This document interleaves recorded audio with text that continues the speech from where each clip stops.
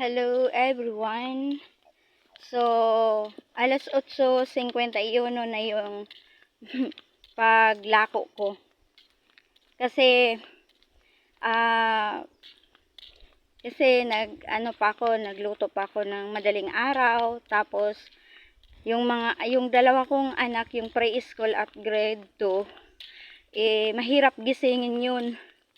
Kaya pinaliguan ko muna, pinakain, hinatid sa paaralan. Then inayos ko muna yung may sugat yung preschool ko.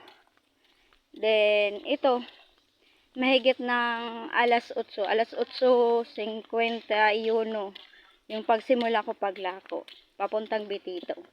Ito yung aking saging na ilalako. So mahirap bilang isang single parent. Thank you sa panonood at pakikinig.